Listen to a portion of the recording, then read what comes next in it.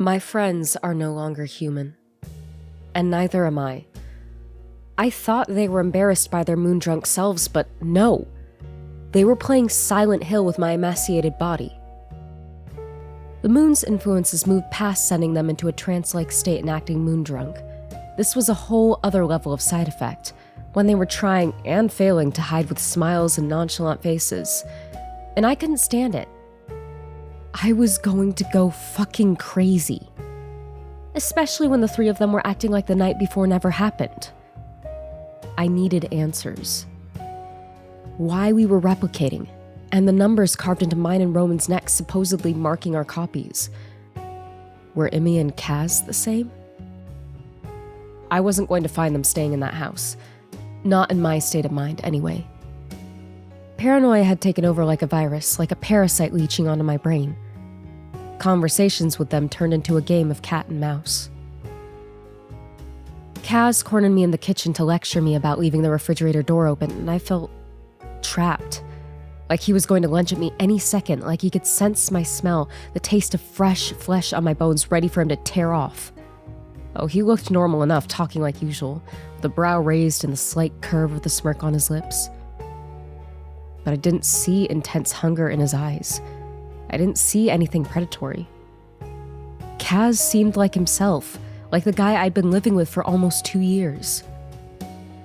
And somehow, that made it worse. That made them good actors. Rowan and Emmy were exactly the same, becoming perfect mimics of the people I had grown to love. It was around midnight when I dragged myself down the stairs, shouldering a backpack with everything I could pack on such short notice. Yanking open the door and stepping over the threshold, I sucked in the cool night air. Before I could step out, however, a chuckle startled me. Rowan. Standing in his robe, dark brown curls sticking up everywhere, he regarded me with dark eyes. And just for a moment, I wondered if he was going to drop the act. Out of the three of them, Rowan was the one who struggled most with the facade. I hadn't forgotten the look of resentment and hatred he'd given me on the night of the full moon. The real him. Relief flooded me at the thought of him giving in and finally ripping off the mask. Instead, though, he folded his arms across his chest and took a step forward, still with that smile. A smile I knew was a grimace. Rowan really wasn't trying to hide his disdain for me.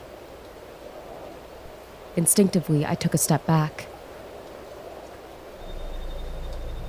And, like clockwork, he took another step forward, and another, until I could smell the coffee on his breath. "It's almost midnight," Rowan said. If he noticed my panic steps back, he didn't say anything. "Where are you going?" "The store," I replied smoothly. "I need some fresh air." Rowan cocked his head, his lip curling. "At midnight?" The door slammed shut in my face and I resisted the urge to shriek. "Yeah," I hissed out. "I'm gonna get some food." "Hungry?" He gestured behind him. "Dude, Kaz just made veggie lasagna. Don't you want that?" "No," I said. "I'm not hungry." "Uh-huh." His lip curled. "So, what are you going to the store for?" The gleam in his eye was driving me crazy. His whole expression, every contortion in his face, was challenging me to make more excuses. The conversation was going nowhere, and somehow I could tell he was loving it. He was loving the fact that I was trembling, trying to stay calm, trying to stabilize my body. "Candy," I said through my teeth. "I'm going to get some candy." Rowan hummed, an almost genuine smile pricking. I might have fallen for it if it wasn't for how close he was standing to me, how he was cornering me. "Sweet. Get me some, would ya? There's something about those gummy snakes that seriously slap." He offered his hand for a high five, his gaze flicking to my backpack. He knew. I knew he knew, and yet he wasn't saying anything. He was playing with me. Rowan's smile widened. "Hurry back, all right? There are some freaks out there, Nin. We don't want you getting hurt now, do we?" Something ice cold slipped down my spine, and I forced a smile back. Every instinct inside me told me to run. I had to get out, away from him. From his coffee breath turning my gut, his erratic movements like he was ready to tear out my throat at any moment. I felt my body moving, my legs starting to work. One step, and then another. I turned away from him. It took one single breath to reach the door, and another to remember how to grab the handle and twist it. He was coming after me, I thought, my mind going into overdrive. I imagined his footsteps, heavy breath as he wrapped his hand around my arm and yanked me back, his teeth grazing the back of my neck. I forced my legs further until I was halfway down the path, reveling in the cold night air grazing my arms. When I pushed open the rickety gate which squealed under pressure, I risked turning back, my heart in my throat. In my head, Rowan was a monster bleeding back into the dark. Turning around to face the house, though, there was nobody there. The door was still open, the hallway lit up in an all-too-familiar golden light. But Rowan was gone. When I squinted, I could just about glimpse his figure moving back up the stairs in slow, almost defeated strides. Something held me there for a second, staring at the house I always saw as a home and the people I saw as family, before I turned and finally catapulted myself into a run. It's not like I could go back to my parents' house.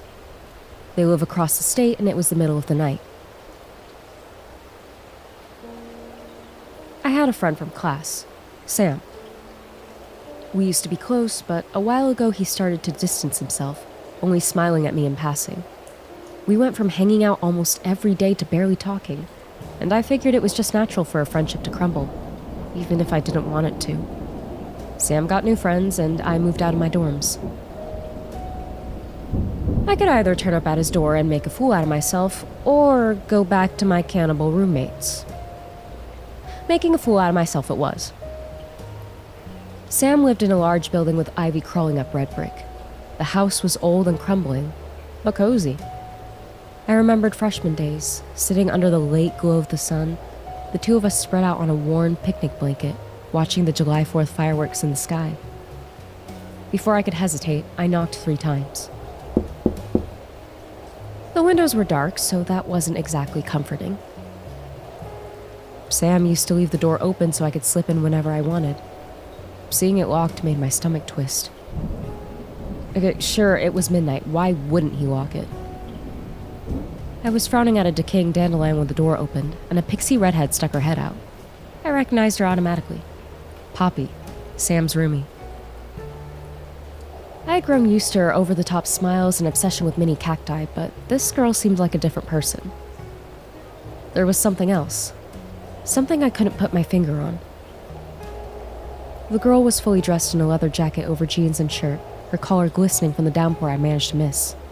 Half-lidded eyes drank me in for a moment like she was in a daze, before she seemingly snapped out of it, yanking the door open. Nin? Poppy's gaze snapped to my feet. Why are you barefoot? She folded her arms. Don't tell me you got a weird fetish. I stared out at my feet, and she was right. I didn't even put on shoes. The worst part is I barely felt the rough gravel between my toes and bare soles. I was numb on adrenaline. I shook my head with what I hoped was a smile. Is Sam in? Something flashed across her face, and it was so fast I could barely read it.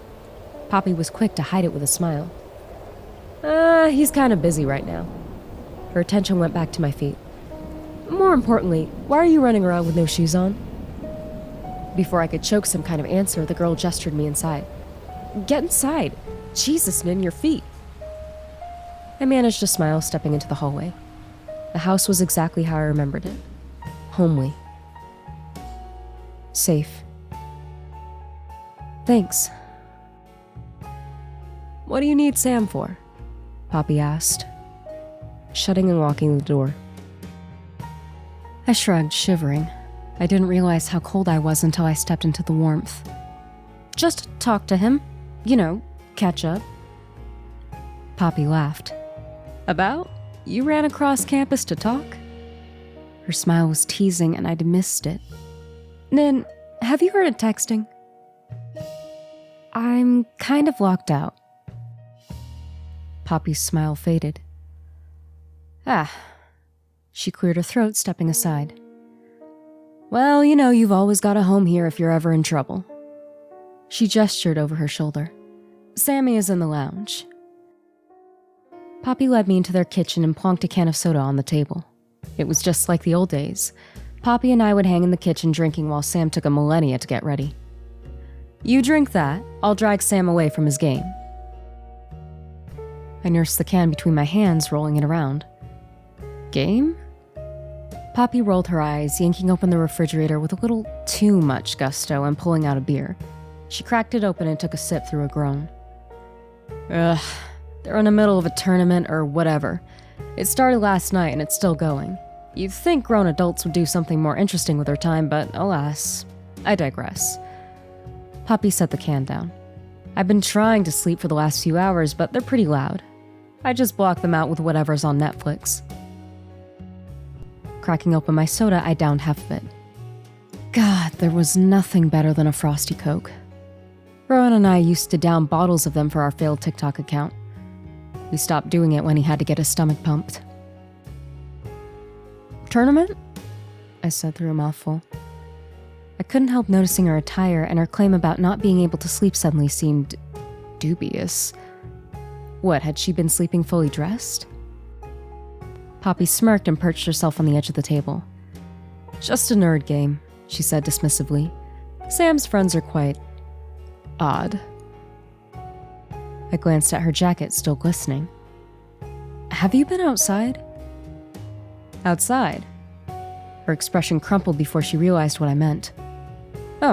Oh yeah. I went for a walk. She grabbed her beer. Hey, why don't we head into the lounge instead, huh? I'm sure Sam wouldn't mind us interrupting him. With a mischievous glint in her eyes, she spun around and grabbed my arm. Besides, Sammy's friends have been here long enough. As she pulled me into the lounge, I caught a fleeting glimpse of something.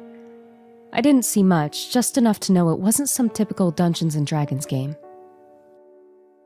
Papers were strewn across the table. A group of people, including Sam, was gathered around, one of them marking something on the paper. Sam's other housemates were conspicuously absent. When Poppy walked in, dragging me along, the group quickly turned to block my view, hurriedly clearing papers and shutting laptops. It felt like I just walked into something I wasn't supposed to see. Poppy, however, seemed delighted by their reaction. "Oh, Sammy," she sang, leaning against the door with a smile. "You have a visitor." Sam looked different, though I couldn't put my finger on why. His light, sandy hair was tied into its usual clumsy ponytail, but the look on his face was one I'd never seen before. Flustered, his cartoonishly wide eyes blinking at me like I was a hallucination. Like Poppy, he was fully dressed. Sam murmured something to the group, and they quickly gathered stained coffee mugs and bits of paper, clearing the table. Poppy, now slumped into a beanbag, shot me a grin. And then there were 3. She stretched out like a cat and squealed when Sam threw a cushion at her. "We finally have our house back." "You know I have the lounge until 2, he retorted, continuing to tidy up. Poppy mimicked his voice, her body melting into the beanbag. "You know I have the lounge until 2. "What did I tell you about mimicking me?" Sam shot her a glare, exasperated. The girl chuckled. "Hey, it's fun." "It's not fun when you sound absolutely nothing like me." "Cry about it, Sammy." Their back and forth reminded me of my own roommates. His lip curled into the slightest of smiles, and he picked up another cushion to throw. "Poppy?" "Sam," she shot back in a mocking exaggeration of his accent. Sam's accent never failed to take me by surprise. Hard Aussie. When I first met him, I could barely understand him. It didn't help that upon first meeting him, he talked like he'd been fast-forwarded. Originally from Victoria, Sam Fuller was my first friend. That's how we became close, actually. His amusement at my failure to understand him. Poppy folded her arms, her gaze trailing after the group filing out of the room. They were mixed ages, though none of them were Sam's. They all looked to be middle-aged to ancient. I glimpsed a woman who looked to be at least 70 stride to the door. "Don't give me that look," Poppy said. Your weird friends can find another meeting place for your games. I want to sleep. Allie and Tom have locked themselves in their rooms since you decided to invite half the neighborhood. They're not weird games. We're saving the town. Sam shooed Poppy out of the room. Don't you have work to do? Maybe. Poppy nodded at me. I'll make you another drink. Her gaze fell on Sam. Beer? He grinned. That'd be great. Awesome. Poppy playfully hit him. Get one yourself. You're a big boy, aren't you? I'll be in my room. Ignoring Poppy slamming the door behind her, Sam's attention flicked to me. Nin, what are you doing here? I couldn't help it, the words slipping out before I could stop them. Who were they? Sam dragged his hands through his hair. Just friends. His expression softened and the knot in my gut loosened. You look like shit, Nin. What happened? I figured telling him a diluted version of the night of the full moon was better so I didn't sound out of my mind. By the time I was finished explaining, the two of us were curled up on his bed in front of his laptop playing YouTube videos on low. Poppy had lent me some clothes to sleep in and I was ready to pass out. Sam sat in front of me, his arms wrapped around his knees. So, your roomies got you freaked? He frowned, his sleepy eyes on me. What did they do? Cannibalize my body, I thought dizzily. No, worse. They weren't just eating me. They were replicating me so they could eat me again and again and again and They were just acting weird, I said. Weird how? Hours later, when I was falling asleep and Sam was still watching YouTube, he nudged me. Nin? I mumbled into his pillow. Where do you live now? Like, which house? It's just down the road from here. He hummed. And those roommates. You are they again? I didn't answer him. I mean, I couldn't. Their names were entangled on my tongue whenever I tried. Sam asked me the same question every day and the words tangled in my throat. I told him it was a prank gone wrong and that seemed to appease him. But his expression never seemed to believe me, forcing a smile and nodding. Like a parent reassuring a child everything was going to be okay. A week flew by in a confusing blur and I went to class as usual, staying at Sam's until I could find a more permanent place. Much to Poppy's delight, Sam didn't invite his friends over again. Instead, he insisted on video games and takeout every night. It was like freshman year again, and I found myself drowning out the thoughts and questions still haunting me with alcohol and drunk games of Risk. Classes were more or less the same, but they were a good distraction. I got texts and missed calls from Emmy, and Kaz and Rowan were blowing up the group chat with question mark messages. I muted it and ignored my phone. There would be a point when I'd go back, I thought. After all, I had to know what was wrong with them, why the moon afflicted that kind of behavior, and just what exactly they had done to me. It wouldn't be yet. I can't remember what day it was when I fully came to reality, badly hungover and feeling sick to my stomach. Class was ending, and as usual, I filed out of the hall, heading to where Sam usually met me before we went to his house. My head was spinning, a striking pain rattling my skull. I'd suffered from hangover headaches before, but this was something new. Swallowing 2 Tylenol with a cold coffee I'd had in my backpack all day wasn't a good idea. Slumping down on the stairs leading to the main reception, I fought against a cry. The pain was nothing like I'd felt before, like someone had plunged a lead pipe through my brain and stirred my brain into a soupy mess. Luckily, Sam joined me quickly, his smile dampening when he saw my expression. Oh, man. He felt my forehead. You look like you're going to barf everywhere. Despite the pain, I managed to smile. Do I look like a zombie? I could practically hear the cogs in his head turning. Sam dragged a hand through his hair.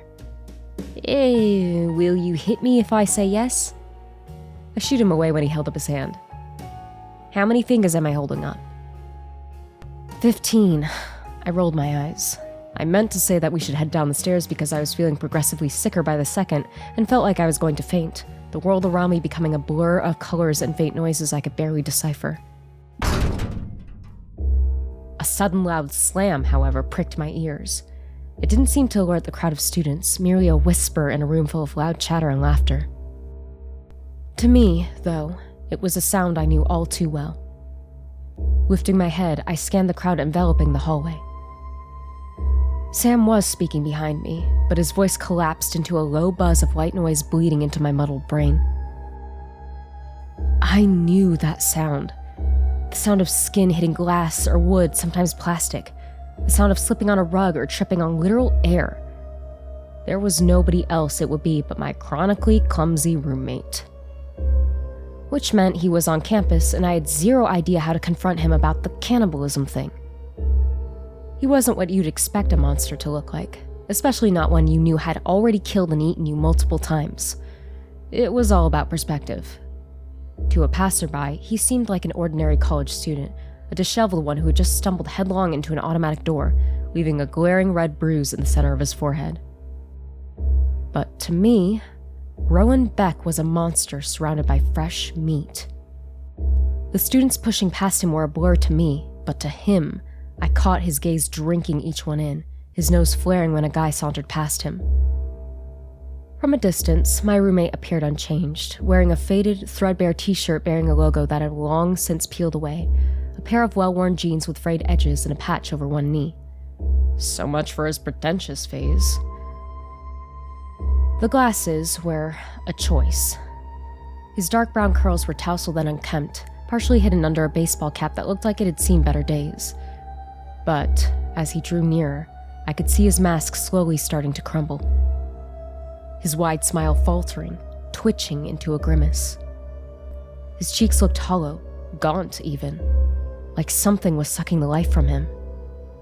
Closing in on me, his penetrating gaze hidden behind a pair of Ray-Bans, my mediocre lunch crept up my throat. I stepped back, scanning for an exit. And like he had read my mind, his steps quickened. He was still wearing that disguise, still mimicking my best friend, hiding whatever spell he was under. Rowan oozed broke college student who hadn't showered in days. In his hand was a to-go cup of hot cocoa, which was my favorite. Rowan knew that. It had been my coffee order every time we studied there as a 4. Yo, Nin, sup? Rowan was attracting stares as he sort of danced toward me, tripping over his feet, only for him to steady himself with a grin. His words were slurred slightly when he handed me the drink, and he stumbled, managing to right himself. He wasn't moon drunk, I thought. No, he was actually drunk. Hey, Sam nudged me and I noticed he'd stiffened up. That's your roommate? Rowan Beck? I didn't get a chance to reply with Rowan situating himself right in front of me, swaying a little. Now call me crazy, my roommate said in a slurred giggle. He stumbled again, and this time my hand shot out to steady him on an impulse. I caught the flash of disgust on his face. Still wearing that smile, he swiped my hand off of his shoulder. But I'm getting the vibe you're avoiding us, which is like, so rude. You could have just sent us a text, but no, you decided to be cool and mysterious. I took the drink hesitantly. Are you drunk? Rowan cocked his head. He had that stupid smile again. The one he pulled during a full moon. Outside, though, it was daylight, the sun shining in the sky. Drunk. You think I can get drunk? Ah, man. I just feel kinda shit. He shrugged. I haven't been eating great the last few days. Not eating can fuck a guy up. Right, Nin? Every word penetrated like a knife, and suddenly it was hard to fucking breathe. My roommate turned to Sam. Ooh, I know you. He spread out his arms, a choked laugh escaping his lips. You're the guy who wrote that fucking article about us. Rowan was causing a scene and he didn't give a shit. I couldn't tell if he was moondrunk or just more insane than usual. He jumped in front of Sam with the kind of manic energy which was still in him and yet cranked to 100. Loved it, Fuller. You're a literary genius. Especially when you called us evil body-snatching demons who should be burned at the stake. A truly riveting read. Sam's expression stayed stoic. Rowan. He said my roommate's name like poison. Where's Kaz? Playing COD, probably. Rowan's lips curled into a smirk. He leaned close to the guy, raising an eyebrow, his words more of a breathy laugh. Why? Do you want me to pass a message to him? Sam stepped back. Nin, I gotta go, he said, pulling out his phone. I'll speak to you later. Right, I panicked. Am I still okay to stay? I'm busy. Sam nodded at me, ignoring Rowan before stumbling back to the crowd. Come by later, all right? He was gone before I could open my mouth. Oh, no. Don't go. Rowan mocked a pout, turning to me. Damn. Did he seem offended by my presence? He waved Sam away with a grin. Anyway, Imogen is making dinner tonight. She's bought all the ingredients for something she saw on Pinterest, so I'm not holding my breath that it'll be good. Or even edible. I didn't fight back when he slipped his hand in mine, pulling me down the stairs. His tongue was already puppeteering my limbs. My roommate twisted around, shooting me a sheepish smile. Okay, you got me. I should probably apologize for the other night. I was already backing away, pulling away from him. I don't care what you have to say, I said in a breath. I'm staying with my parents. You mean halfway across the state? Rowan's hand tightened around my arm. Come on. We just want to talk. Talk? That got my attention. Following him to his car parked out front, I slipped into the passenger seat. I was aware I was following the big bad wolf into the forest, every horror movie cliche. But what other choice did I have? I needed answers. Maybe he was finally going to tell me what the fuck was going on. Rowan was still my roommate. I had lived with him for 2 years. I needed to know what was going on with them. Why were they like this? And why, according to him, this was my fault. Rowan jumped into the driver's seat and started the car, dragging his hand through his hair. Yeah, he said. I mean, once again we left you on a full moon and I bet it sucked. But, hey, he chuckled. At least you didn't see us moon drunk again. My housemate sent me a mocking look. Wait, did you? Oh man, what did I do this time? The last thing I remember is playing Monopoly, and I think at some point I cuffed you to your bed. Twisting around to face him, my heart slithered into my throat. The bastard was still playing his games. You're still saying that? I hissed. Moon drunk? Rowan's gaze didn't leave the road. I mean, yeah, he murmured. You said we freak you out, so we keep our distance. Rowan didn't speak for most of the ride, and I spent the majority of it trying to find out how to jump out of a moving car without seriously injuring myself. My phone vibrated and I pulled it out, glimpsing a text heading my notifications bar. Sam, sent 4:05 p.m. That thing is not Rowan Beck. Get out of that house. Another message.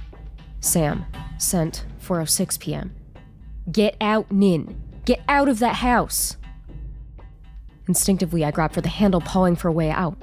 I felt like I was on fire, my body moving closer to the door, leaning into it as if it would magically fucking open for me. You okay? Rowan murmured. He slipped off his Ray-Bans and turned to me. That same gleam was in his eyes, that sliver of moonlight. He looked worse without the Ray-Bans. Bloodshot eyes, a mixture of burst blood vessels and moonlight haloing his iris. My roommate looked beautiful and horrifying at the same time. A mixture of human and inhuman. The shell of a guy I thought I knew filled with her. There was something else. Something I didn't understand. His skin looked cracked. Like it was splintering apart. And in those cracks was what I imagined pins and needles to look like. Static. There was static leaking from the cracks, spiderwebbing across his pasty skin. Rowan sighed when I couldn't bring myself to answer. "You know," he said, his hands tapping the steering wheel. "Eating makes me feel better." He took a long breath, tapping out a tune. "Well, it takes the memories away, you know. Makes me feel so fucking good." He tipped his head back, eyes rolling back, like he was in euphoria. "Rowan," I managed to get out. His eyes flickered shut at a red light. "You would not believe how good the human skull tastes when mixed with intestines. Oh my god, the crunch. It's fucking insane. Your skin is my favorite part." He tapped a beat with his shoe. "Damn, you taste good. Like chicken. But a little sour." When I grabbed for the door handle, one arm whipped out, pinning me to the seat, the other straying on the wheel. He was unsurprisingly strong, his heavy weight restraining me against cool leather. The flesh under Kaz's bed is good. I mean, it's a little soggy and gross on the outside. It's not peak meat, but it's tolerable. If you ask me honestly, I'd say I prefer you refrigerated. His lips split into a grin. "And we're saving those for a good game of Smash." "Rowan," I heard myself say his name again, straining against his arm. "You said we should talk," he deadpanned. Outside, the world went by as normal, the evening rush hour flying by in a blur of vivid reds and oranges.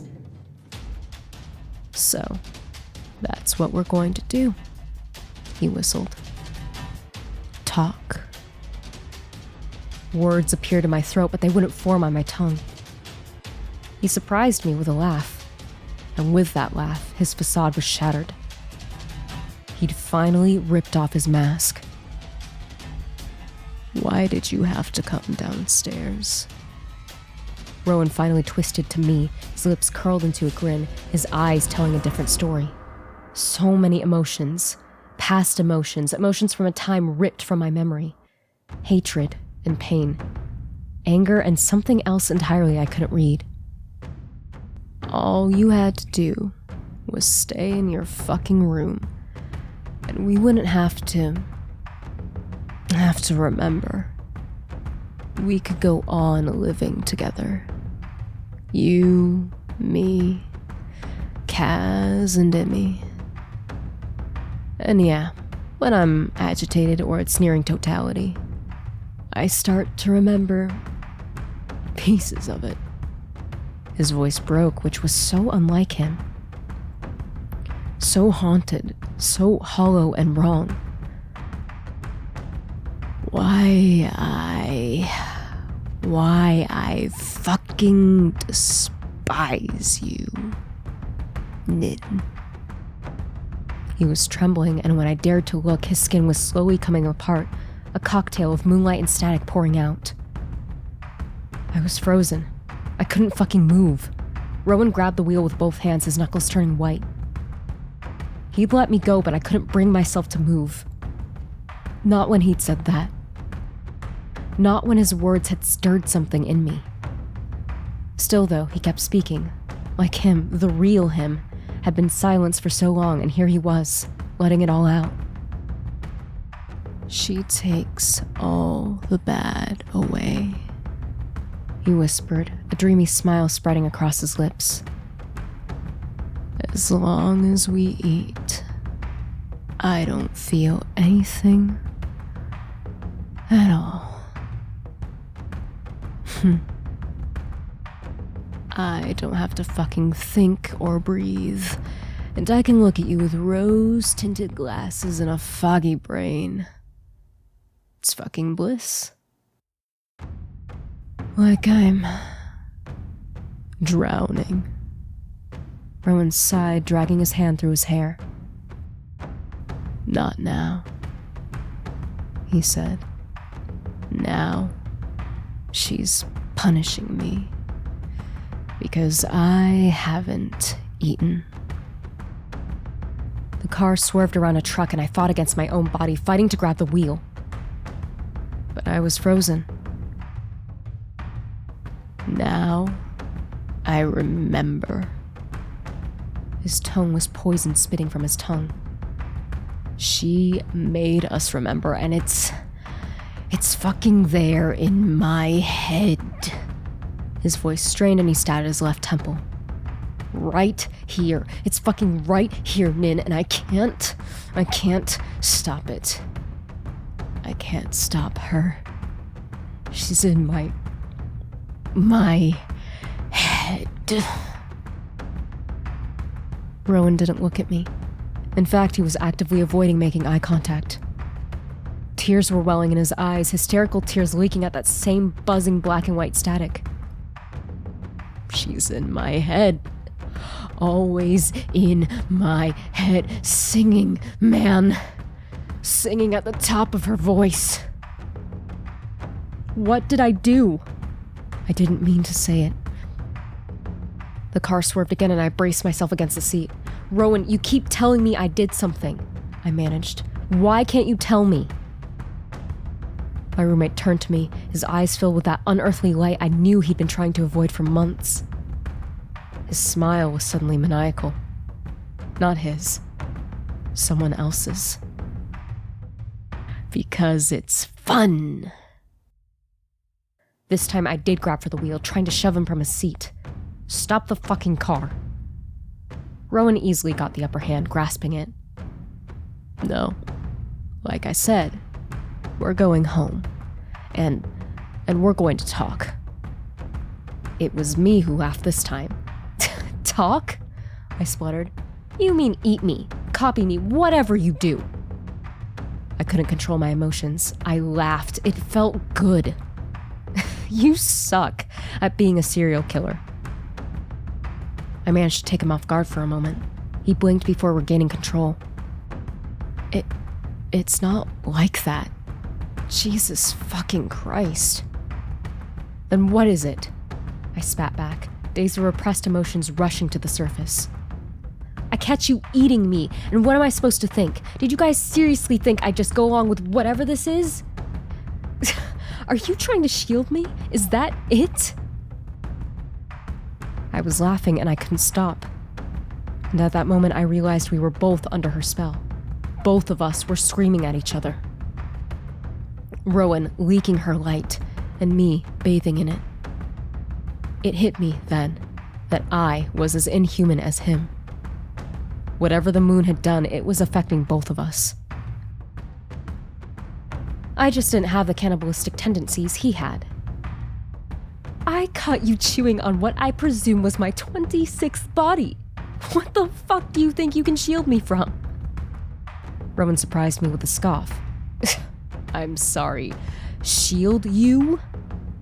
He turned to me fully and I realized, my stomach creeping into my throat, that he wasn't looking at the road. Are you fucking kidding me? My roommate choked out. I want you to remember, he yelled. Do you think I like looking at you knowing that you're completely oblivious about what you did to us? No! It fucking hurts. You think I want to play happy families with you? Rowan was cracking. I wasn't sure if that was good or bad. I noticed him inching away from me. That's why I eat, Nin. That's why we eat. She numbs those feelings, those thoughts. She only makes us think about the good. When his hand slammed into the steering wheel, I finally caught a sliver of humanity coming back to fruition on his face. My hand slipped from the handle and I heard myself speak. What did I do? But Rowan's eyes were on the road again. He squinted and reality seeped in. What the fuck is that? No longer on the main road, we were heading into darkness, an empty stretch of oblivion I didn't recognize. There were no signs of cars. I swallowed. What did you see? Rowan shook his head, blinking rapidly. Nothing, he said. I think I'm seeing things. Whatever Rowan was about to say was cut off suddenly, followed by a blinding flash which felt and sounded like the world had been ripped apart in front of us. Something was there blinding me, searing my eyes from my skull, but I had no time to scream, no time to think or breathe. Before I could, my mind was working and dizzying thoughts were hitting me. Our car had hit something, and that something was powerful enough to propel me into the air, my roommate's car shredded apart. The world was shattering around me, my body caught in a whirlwind. The sensations were too real to be feeling them. I wasn't supposed to feel this. I wasn't supposed to feel my body being ripped apart and still be self-aware enough to screech into nothing, a nothing which existed when my head had been ripped from my torso. I wasn't supposed to exist. I waited to die. Without a brain, without a body, I waited for the dark. And yet, somehow, I didn't fall fully. Instead of plunging into the dark, my body was still mine. It still had a head. A torso. It was still mine when it hit something with a sickening crack. Concrete.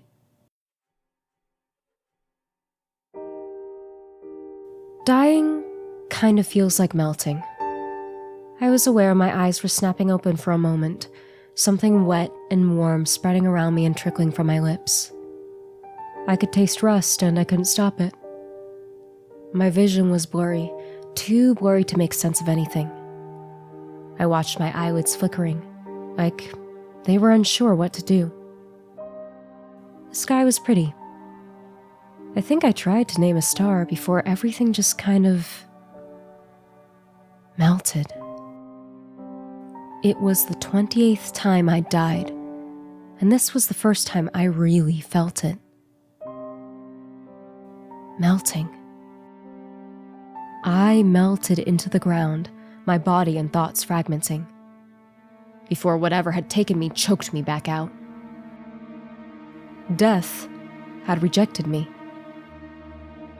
After a disorienting moment of nothing, trapped between nothing and something, awareness came back to me in splinters, reality bleeding back into focus.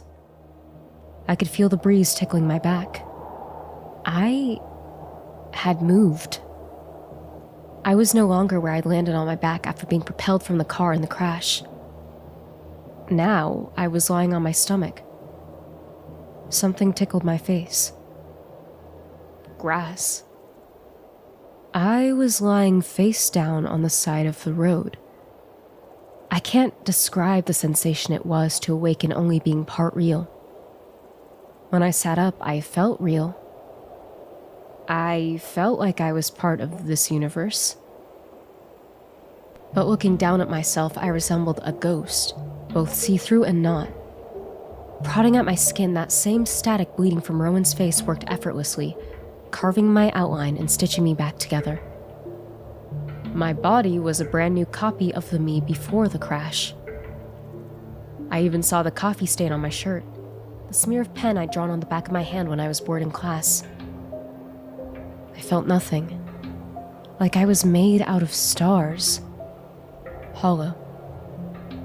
Something was missing, though, a cavern in my mind beginning its purge. Do you know when you wake up from a dream and it slips away as you regain consciousness? That's what it felt like everything which had happened, the crash, everything Rowan said. was a dream. Once I felt more like myself, and when my fingertips could touch real objects, wet gravel and grass, my own skin, I shakily got to my feet. I found my old body at the side of the road. I'd bled out, just like I thought. My eyes were still wide open, still struggling to name that constellation. When I crawled over to it, I couldn't resist, grasping hold of her hand only to get a flash. Like I was seeing her point of view. She was my old body's memories. I saw Rowan's expression, his skin splintering apart, his eyes filled with moonlight. I saw him struggling with the wheel and then the crash. Letting go of her ice-cold hand, I let out a sharp breath, her memories flashing out of existence. I didn't have time to think about what I'd seen, about the questions piling in my skull, taking over my thoughts. Rowan was still in the car, his body twisted like a pretzel, my roommate's head smashed against the wheel spattered with gore, his brain leaking from his ears. Rowan. I stopped shaking him when I realized his spine had snapped, his body more liquid than solid. When I felt for a pulse, it was still there, but faint, a sharp red pulled around him, sticking to his hair and drenching his skin and clothes. His head lolled to the side, and I saw and felt that final breath escape his lips. When I crawled out of the wreck of his car, I dropped onto my knees. There it was again. This time it was louder, completely unmistakable. The sound of a photograph being taken. When that light filled my eyes once again, I turned away from the car wreck, blinking through intense light. It was at the back end of that sound, the sound of a photo snapping reality and stealing away a moment, when I glimpsed the body seemingly bleeding into an existence right in front of me. Like a Polaroid coming to life. Stumbling over to him, I found Rowan curled onto himself, and like me, he was made up of static, which became flesh, which became skin, spreading across him, making a perfect copy, an exact replica of the dead guy in the wreck. He was beautiful, like a shadow coming to life, a sketch bleeding into a human. Hesitantly, I reached out and brushed dark curls out of the way, hair which was still shadows and shapes seeping into contorted reality. This time, the number 3 was carved into his skin, and by the look of it, the number was fresh, only just coming into existence. Did my asshole roommate just respawn? After a moment of just watching him, watching my roommate be brought to life, his chest rising and falling, eyelids flickering, lips parting, I got a hold of myself and tried to grab him. But when I was sure my hands made contact with him, flesh with flesh, something smashed into the back of my head and stars filled my vision. I hit the ground barely physical, which made me easier to capture. I was being dragged, my bare arms burning across rough concrete, before a shadow was looming over me, something cold suffocating my nose and mouth. In the corner of my eye, I glimpsed an adult figure lifting Rowan into their arms, his body still flickering in and out of existence.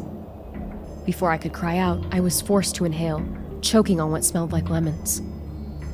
Before my body went limp, and I allowed myself to be dragged into the pitch dark.